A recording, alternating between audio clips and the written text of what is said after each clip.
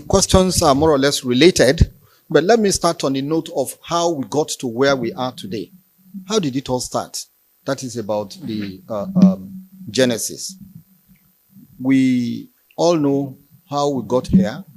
Since 2023, I think towards the end of 2023, things have not been going on well, to the extent that the governor took the law into his hands and demolished, brought down the House of Assembly.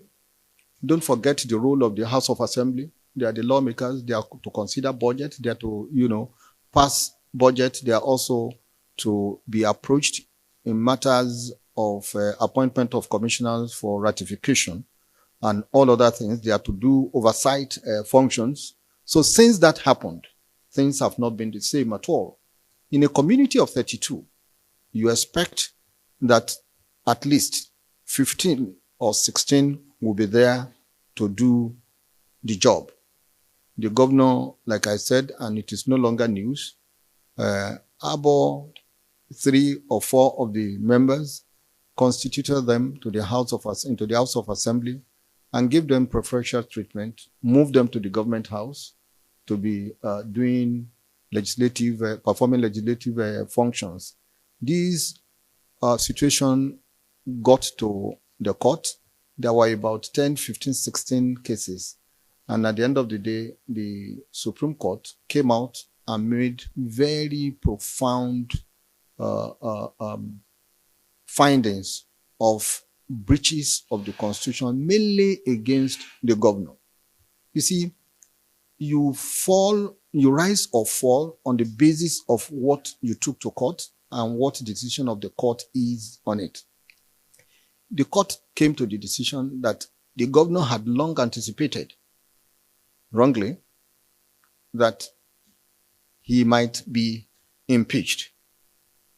And because of that, he knew that the House of Assembly was a critical structure organ to do that. Brought down the House of Assembly.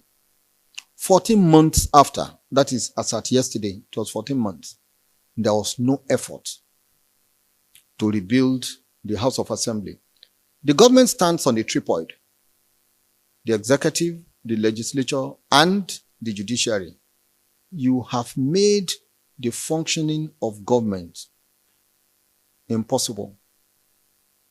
It is not enough for the executive to say we are spending money. Even the money you want to spend must have been appropriated for by the House of Assembly.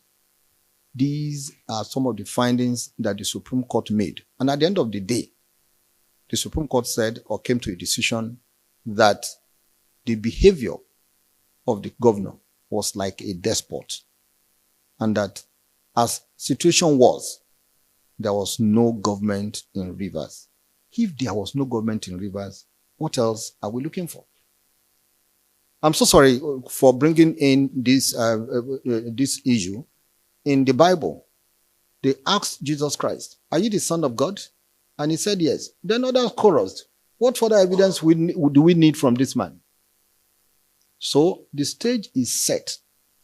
But no action was taken immediately in the expectation or hope that good sense will prevail, the governor will create an enabling environment, and that the House of Assembly too would be reasonable enough to ensure that the people of RiVERS actually got a return for their voting of both members of the House of Assembly and the governor and other elected officials to enjoy dividends of democracy.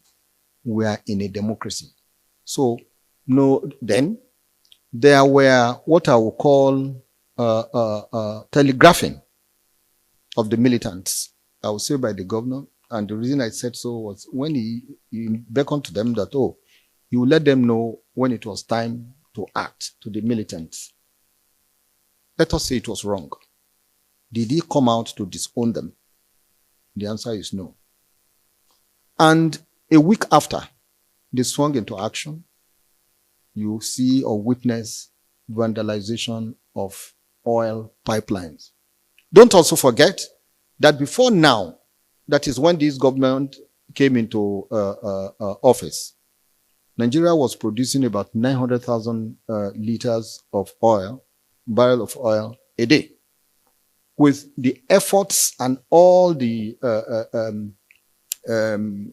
ingenuity that the president had, he ensured that the production rose to about 1.5 barrel per day.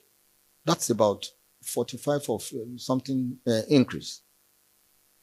Governors were smiling home at the end of the month with about 60% increase in their take home to their various governors. Then somebody rose or encouraged or became inactive when he was supposed to act. There was not a word dissuading the threat, the militants who issued this threat. In today's Nigeria, maybe with the efforts of the Mr. President, a Greek will come in, but as of today, we still rely largely on oil. For anyone to touch these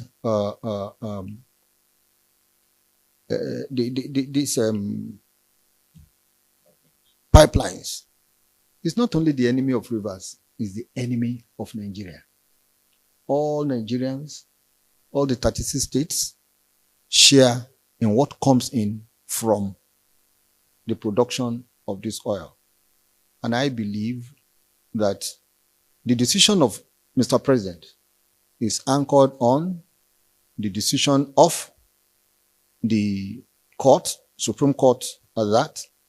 The second one is the inability of those involved, both the House of Assembly and the governor, from being able to, create an enabling environment for the people of Rivers to enjoy the dividends of democracy. Then the third in the series is about the security situation in that place. If he had waited maybe a day longer, only God knows what would have followed.